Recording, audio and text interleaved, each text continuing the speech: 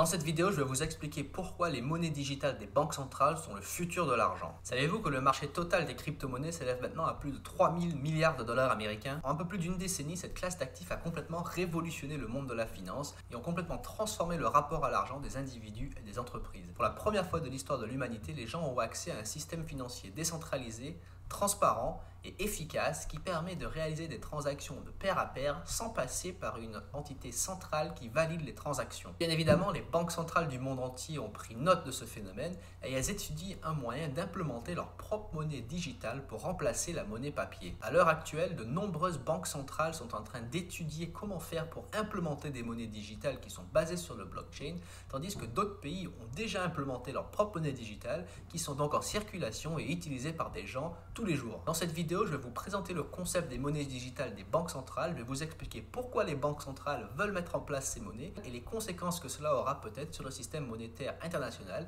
et sur notre vie de tous les jours. En réalité, une monnaie digitale émise par une banque centrale, c'est exactement la même chose que la monnaie que nous connaissons aujourd'hui, sauf que celle-ci sera entièrement digitalisée et certainement basée sur une blockchain. C'est pas parce que les monnaies digitales des banques centrales seront basées sur la technologie de la blockchain que cela veut dire que ces monnaies digitales seront des crypto-monnaies. En réalité, les crypto-monnaies et les monnaies digitales des banques centrales seront deux actifs complètement différents, deux formes de monnaie complètement différentes. D'un côté, les crypto-monnaies sont basées sur des blockchains, mais l'aspect révolutionnaire de beaucoup de crypto-monnaies, c'est le code de ces blockchains est souvent ouvert à tous, donc peut être consulté par n'importe qui.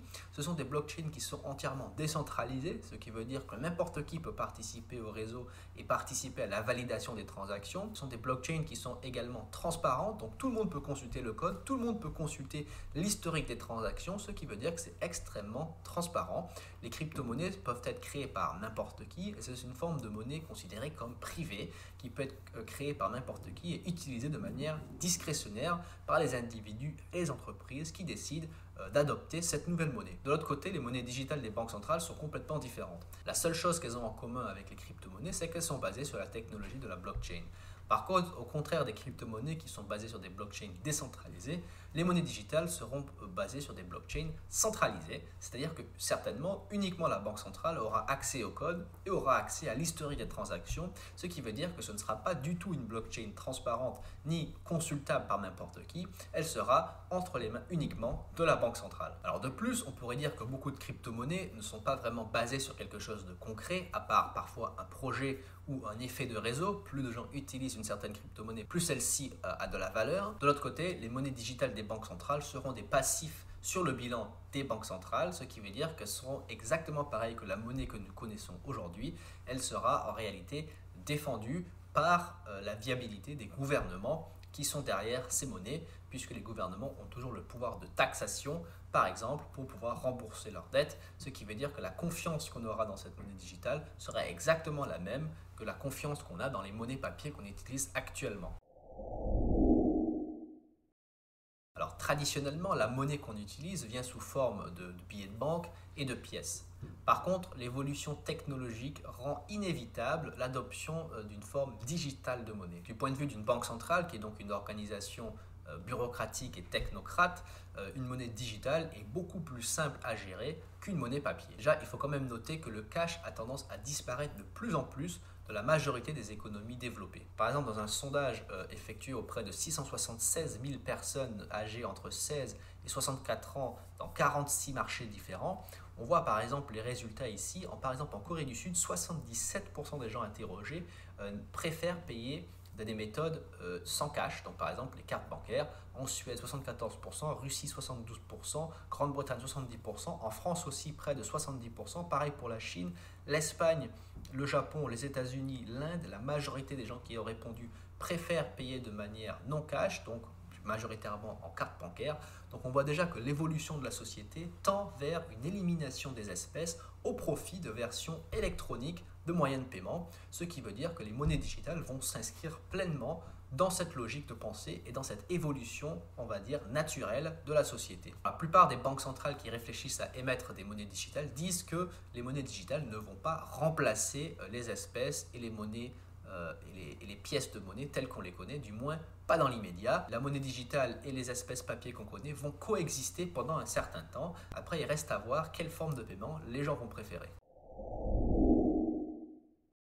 Alors, au-delà du fait que la technologie impose plus ou moins naturellement une transition vers des monnaies digitales, on peut se demander pourquoi réellement les banques centrales veulent-elles mettre en place des monnaies digitales qui sont basées sur la blockchain. Certaines études disent que presque 2 milliards de personnes dans le monde n'ont pas de compte bancaire. Aux États-Unis aussi, 5% des gens n'ont pas de compte bancaire. Et parmi les gens même qui ont des comptes bancaires dans le monde développé et dans le monde en développement, ne reçoivent pas le service bancaire dont ils ont vraiment besoin. Et c'est pourquoi beaucoup de gens se tournent vers des institutions financières alternatives, comme les institutions qui vous donnent des prêts le jour de paye, donc ils vous font des avances sur salaire, d'autres services qui vont encaisser vos chèques de paye et vous donner des espèces, bien évidemment en échange d'une commission. Les services style Western Union, tout ça, ce sont des institutions financières alternatives qui finalement répondent à un besoin que beaucoup de gens ont du mal à satisfaire auprès des institutions bancaires traditionnelles. Les crypto-monnaies ont en quelque sorte envahi cet espace et donc les banques centrales prennent note de ce fait et veulent également participer à ce phénomène. Les banques centrales veulent créer des monnaies digitales puisque la monnaie digitale sera automatiquement rattachée à la blockchain de la banque centrale et la banque centrale sera capable de tracer toutes les transactions qui ont lieu sur cette blockchain, alors que maintenant, au jour d'aujourd'hui, l'argent est quand même relativement difficile à tracer puisque en faisant des opérations bancaires sophistiquées, en faisant des virements d'un compte à l'autre, sur des comptes offshore dans des pays différents, etc., cela devient très difficile de traquer ces mouvements d'argent, alors que sur une blockchain où toutes les transactions sont dans des blocs avec ce qu'on appelle des timestamps, donc on sait exactement qui a envoyé quoi à quelle heure, et c'est quelque chose qui est immuable, on ne peut pas annuler ou suspendre les transactions. Donc cela, du point de vue d'une banque centrale, est beaucoup mieux à gérer lorsqu'il en vient à tracer les mouvements d'argent dans la société et dans l'économie. Et au-delà de ça, les monnaies digitales qui sont basées sur la blockchain peuvent permettre également une meilleure intégration financière, monétaire et économique entre les différents pays du monde, puisque les transactions deviennent beaucoup plus rapides. Les transactions entre les différents pays du monde sont également beaucoup plus rapides, puisqu'il n'y aura pas forcément de frais de change. Donc il y a aussi en quelque sorte une meilleure sécurité, puisque grâce à la blockchain, comme on l'a dit, on peut tout tracer, les transactions ne peuvent pas être annulées, tout est immuable. Donc c'est quand même, d'un point de vue purement d'un gestionnaire de banque centrale, c'est quelque chose qui est beaucoup plus simple à implémenter et beaucoup mieux de leur point de vue. Donc on peut raisonnablement penser qu'à terme, ce genre de technologie et d'infrastructure monétaire et financière viendra remplacer l'infrastructure existante qui est en quelque sorte en déclin depuis l'émergence des crypto-monnaies.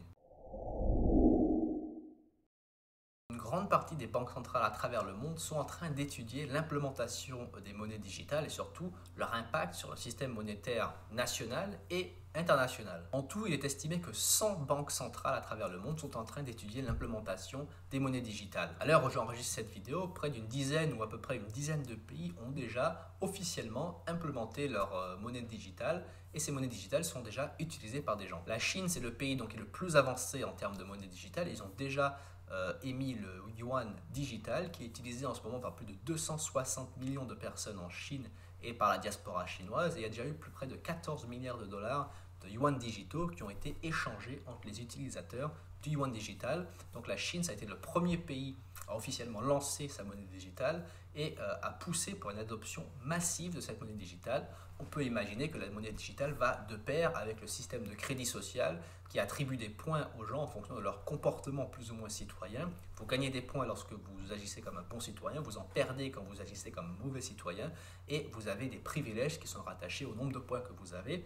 Plus vous avez de points, plus vous avez accès à divers services que la société peut offrir, moins vous avez de points, moins vous avez de liberté. Et donc, le yuan digital vient s'intégrer dans ce système-là. Les Bahamas ont également créé le $100, c'est donc une version digitale du dollar bahaméen. Et cette monnaie digitale est en circulation depuis octobre 2020. Alors, la Banque centrale des Caraïbes de l'Est, qui regroupe une demi-douzaine de pays, dont Saint-Vincent et les Grenadines, Sainte-Lucie, Antigua et Barbuda, Saint-Kitts et Nevis aussi par exemple, ils ont introduit ce qu'on appelle le D-Cash, donc c'est une monnaie digitale également, qui est utilisée par tous ces pays. Et la Banque centrale du Nigeria a également implémenté le e-Naira, donc c'est une version digitale du Naira, qui est leur monnaie nationale, et qui est donc une version entièrement digitalisée de leur monnaie. Donc en parallèle, plus de 80 pays à travers le monde sont en train d'étudier sérieusement l'implémentation des monnaies digitales. La Suède est en train de développer un système qui permettra d'implémenter cette monnaie digitale dans un futur proche, et comme on l'a vu dans le sondage précédent, la Suède c'est l'un des pays qui est déjà quasiment entièrement sans espèces. La Réserve fédérale des États-Unis est également en train d'étudier l'adoption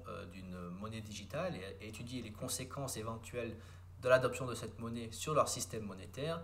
Et en début d'année, le président Joe Biden a mandaté des agences fédérales pour étudier l'implémentation d'une monnaie digitale aux États-Unis. La Banque centrale européenne a également publié un rapport qui a dit que l'euro digital serait une forme de monnaie sans risque. Donc on peut s'attendre à ce qu'un euro digital soit également implémenté en Europe dans les années à venir. La Banque centrale de l'Inde a déclaré qu'elle va officiellement lancer le roupie digital en 2023 certainement. Et la Banque centrale a dit que ce sera une forme dématérialisée de la monnaie qui existe. En janvier 2022, le gouverneur de la Banque centrale de Jamaïque a déclaré que la Jamaïque compte implémenter sa propre monnaie digitale au cours de cette année 2022. Et enfin, la Banque d'Angleterre et la Banque du Canada sont également en train d'étudier les possibilités d'implémenter des monnaies digitales, et on pourrait citer énormément d'autres cas. Pratiquement toutes les banques centrales du monde sont en train d'étudier comment faire pour implémenter une monnaie digitale, et on peut s'attendre à elles vont implémenter à leur tour des monnaies digitales dans un avenir plus ou moins proche.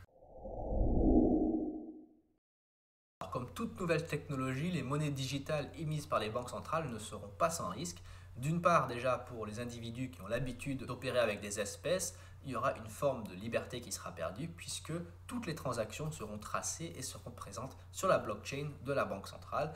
Donc de ce point de vue-là, les individus auront quand même beaucoup moins de liberté lorsqu'il en vient à échapper à la surveillance, on va dire, du système monétaire national et international. Ensuite, la Réserve fédérale américaine a également publié une note où elle faisait part de 3 risques principaux qui vont se poser lorsqu'on va déployer ces monnaies digitales de manière massive. Le premier risque, bien évidemment, ce sont les risques de sécurité qui entourent la blockchain même de la banque centrale. Ça veut dire s'il y a une attaque sur la blockchain de la banque centrale, cela pourra avoir des conséquences très graves sur l'économie mondiale, puisque s'il y a des erreurs sur la blockchain et que des transactions sont falsifiées ou annulées ou modifiées, cela aura des conséquences, comme on l'a dit, très graves sur l'économie mondiale.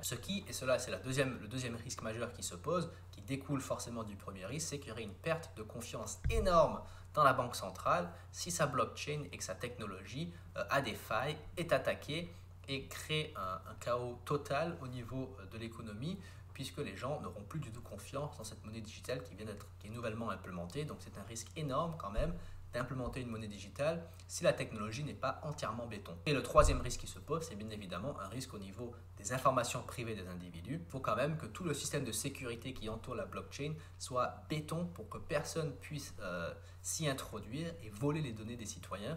On sait très bien que dans le système des cryptos, les hacks sont quand même assez fréquents.